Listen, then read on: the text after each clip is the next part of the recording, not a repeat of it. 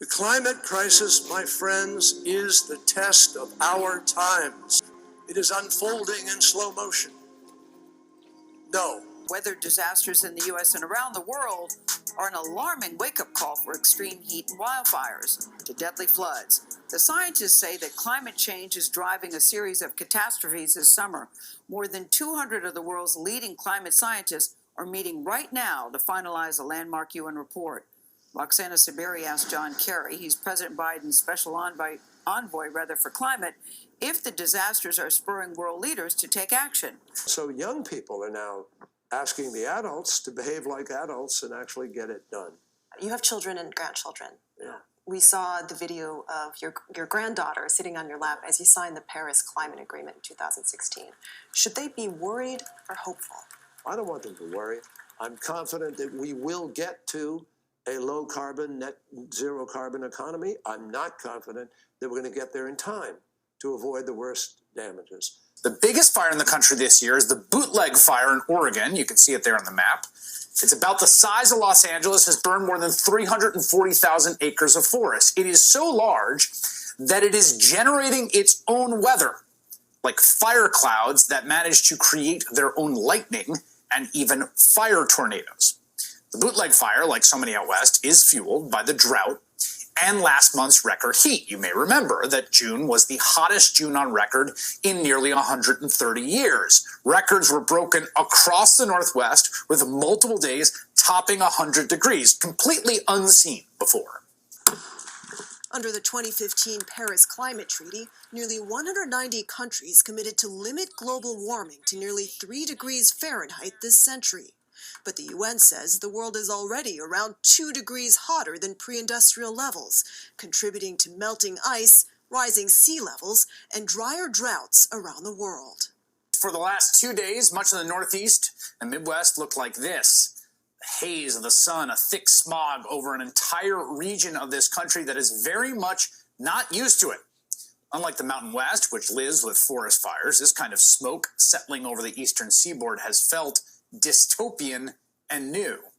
Right now, there are more than 80 fires burning across 13 states, many more burning across Canada. And as this incredible New York Times interactive map shows, the smoke from those fires is why the air is so hazy in these parts of the country, here on the eastern seaboard in the Midwest. In fact, it's not just your imagination if it feels that way to you, if you live in that part of the country. The air quality index in parts of New York City yesterday was over 170, which is the worst it has been in 14 years. In Oregon and Washington, nearly 200 people lost their lives to the heat.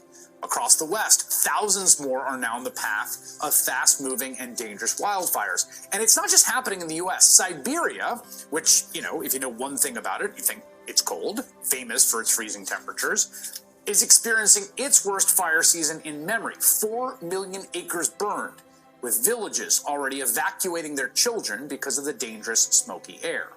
In Germany last week, hundreds were killed and dozens of towns destroyed by the worst flooding in 1,000 years. Tens of thousands of people are still without gas and power.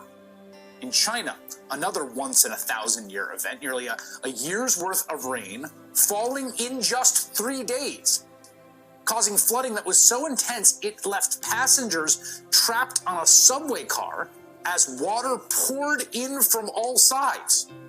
Hundreds of people had to be rescued. 12 passengers died.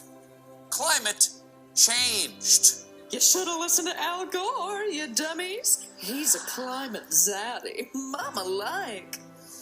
When scientists were telling us that all the carbon we're putting in the atmosphere would come back to haunt us eventually, well, it's Wednesday, July the eventualieth. We're seeing ice quakes, fire tornadoes, and heat domes. Sun is glowing red in New York. You know what they say, red skies at night, sailors delight. Red sun in the sky, we're all gonna die. So why is the sun god angry at us? Well, as we speak, 78 wildfires are raging in the western states. Extreme temperatures, extreme wetness, extreme drought, extreme weather events like this, as we've said many times, new normal. A new normal that has been brought to us by decades of inaction, led chiefly by fossil fuel interests, the politicians they donate to, an American right, American media, devoted to denying science and opposing change while speeding us towards this disaster and worst. A wobble in the moon could create dangerous waves for coastal communities. A NASA study found the moon's natural wobble as it orbits the Earth could create high tides that cause widespread flooding. The moon's tilt changes over its 18.6-year cycle. That wobble, in combination with climate change and sea level rise, could significantly increase high tide flooding across the globe and here in Louisiana. It's a relatively small shift that has a relatively large impact on the tides that we see here on Earth. Scientists have predicted this for the last 70 years, but it's actually happening more quickly and it's more intense than we realized. Well, the storms, which have caused so much devastation, are part of a weather system which first caused flash flooding in the UK earlier this week. From America to Europe and Russia, extreme weather is breaking records. There was so little time to run, people tell us. Look at the force of this flood. The region has seen record high rainfall over the past 24 hours. Oh my God! What's this here? Towns and villages across Western Germany have been battered. Houses, businesses, livelihoods destroyed in a matter of hours. Thousands of people left homeless across this region.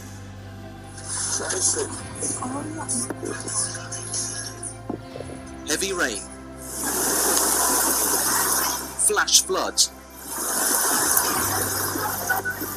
extraordinary results. With the temperature in the town of Stovepipe Wells in California not falling below 42 degrees overnight, the highest daily minimum ever recorded in the Northern Hemisphere. We've seen heat waves, right across the world, in fact, droughts in one location. And because they're all so much more intense, we can see that the atmosphere is energetic and possibly more energetic than we're predicting it in our climate models. And that's the thing that was really worrying. Tonight in Oregon, the largest wildfire in the country exploding in size. The fire in Oregon, just one of 70 wildfires raging across 12 states. These are the worst floods to hit this part of Western Germany in living memory.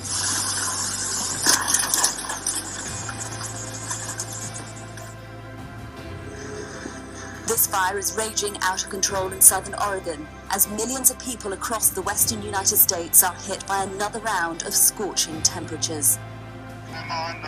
Boot Lake Fire is now 7 times the size of San Francisco. Flash flooding is threatening millions of people. Just look at Newark, New Jersey today after storms rolled through there, and the West cannot catch a break. The Tamarack fire in Northern California grew exponentially overnight. Smoke from that fire in Oregon now clouding the skies over Utah. Extreme conditions leading to extreme concern. Pushing these fires are back-to-back heat waves. This one is the 4th in 5 weeks. And devastating the coastline, with hundreds of millions of mussels literally cooked alive. An event so extreme that with more than twice as much scorched earth compared to this same time last year, tonight a record already on track to be broken. Massive amounts of dead fish are washing ashore all across Tampa Bay. Beaches are closed, crews are racing to clean up the smelly, decaying bodies or fish. Local experts say it's early in the season to see concentrations of red tide this high.